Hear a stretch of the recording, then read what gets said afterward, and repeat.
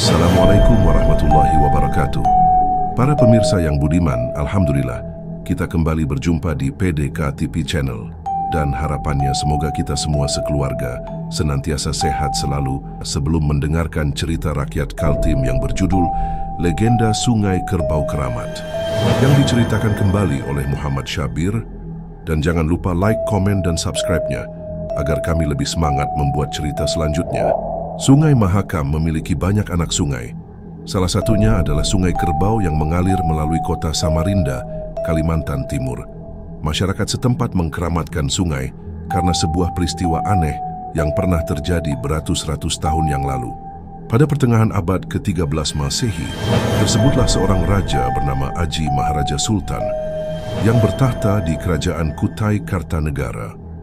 Ia merupakan Sultan Kutai Kartanegara ketiga yang diperkirakan memerintah dari tahun 1360 hingga 1420. Pada masa pemerintahannya, Aji Maharaja Sultan mempunyai cita-cita tinggi, yakni menyatukan kerajaan-kerajaan di sekitar Mahakam seperti Kutai Martapura, Sri Bangun, Sri Muntai, Tanjung, dan Bahau agar berada di bawah kekuasaan Kutai Kartanegara. Cita-cita sang sultan pun terkabul dan Kutai Kartanegara menjadi kerajaan yang makmur dan sejahtera. Selain memiliki sumber daya alam yang melimpah, kerajaan ini juga mendapat upeti dari kerajaan-kerajaan yang telah ditaklukkannya. Suatu hari, Aji Maharaja Sultan bermaksud memperindah kota kerajaannya. Ia juga ingin istananya dihiasi dengan ukiran yang indah dan halus. Untuk itu, ia pun mengumpulkan para pembesar kerajaan untuk membicarakan niat tersebut. Dalam sidang itu, Pangeran Mangkubumi mengusulkan agar Baginda Aji Maharaja Sultan mendatangkan ahli pahat dari tanah Jawa. Jika sekiranya Baginda tidak keberatan, alangkah baiknya jika Baginda mendatangkan ahli pahat dari abdi dalam Raja Jawa. Mereka sangat mahir mengukir istana, usul Pangeran Mangkubumi. Usulan yang bagus. Aku setuju usulan itu, kata Baginda Aji Maharaja. Kalau begitu, segera kirim utusan ke tanah Jawa. Dan aku tidak sabar lagi ingin melihat ukiran yang indah di istana kita ini. Keesokan harinya, beberapa utusan berangkat ke tanah Jawa. Setiba di sana, para utusan itu langsung menyampaikan maksud kedatangan mereka kepada Raja Jawa. Dengan senang hati, Raja Jawa pun berkenan mengirimkan 2 orang pemahat ulungnya ke kerajaan Kutai Kartanegara. Setelah berhari-hari berlayar mengarungi lautan luas, kedua pemahat yang kakak beradik tersebut akhirnya tiba di kerajaan Kutai Kartanegara. Mereka pun disambut baik oleh Baginda Aji Maharaja.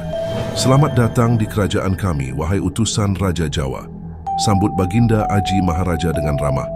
Saya dengar kalian amat piawai atau ahli mengukir kayu. Oleh karena itu, saya ingin semua ruang istana ini diukir dengan bermacam-macam motif. Ampun beribu ampun Baginda. Kebetulan saja hamba dan adik hamba memiliki sedikit keahlian memahat, jawab salah seorang pemahat itu dengan merendah. Tapi, kalau boleh hamba tahu, motif apakah yang Baginda inginkan? Aku ingin seni ukir Kutai, Bahau, Kenyah, dan Tunjung dipadukan dengan seni ukir Jawa, pinta Baginda Aji Maharaja sambil mendekati kedua pemahat kakak beradik tersebut sambil menepuk pundaknya. Baiklah Baginda. Permintaan Baginda segera kami laksanakan, kata pemahat kakak beradik tersebut sambil melangkah mundur penuh hormat meninggalkan ruang balairung istana. Maka dengan seiring berjalannya sang waktu, kedua pemahat kakak beradik dari Jawa itu pun mulai bekerja dengan giat. Dengan tangan terampil, satu persatu kayu-kayu gelondongan yang telah disiapkan mereka pahat menjadi karya seni ukir yang mengagumkan. Konon kedua pemahat itu dibantu oleh kekuatan gaib sehingga dalam waktu singkat seluruh pekerjaan dapat mereka selesaikan dengan baik. Kini istana Kutai Kartanegara telah dipenuhi oleh ukiran-ukiran kayu dari berbagai macam motif. Baginda Aji Maharaja amat terpesona dan terkagum-kagum menyaksikan hasil kerja kedua pemahat itu.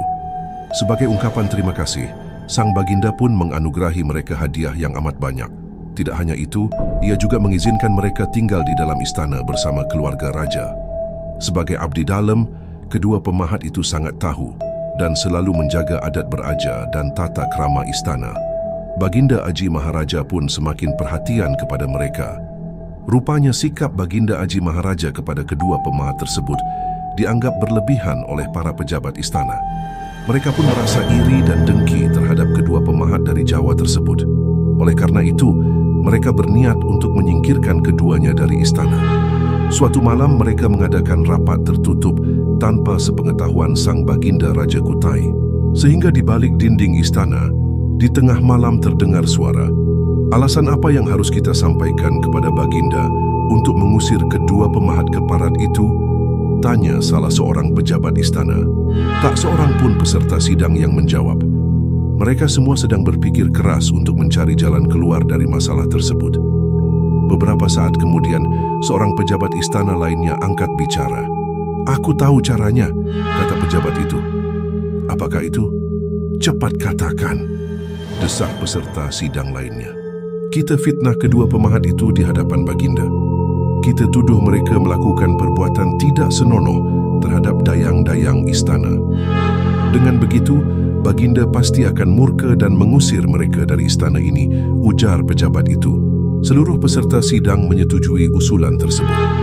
Keesokan harinya, mereka pun segera menghadap Baginda Aji Maharaja untuk mengatakan tuduhan mereka kepada kedua pemahat tersebut. Baginda pun terpancing amarahnya dan kemudian memutuskan akan mengusir kedua pemahat tersebut dari istana. Namun para pejabat yang dirasuki rasa iri justru mengusulkan hal lain.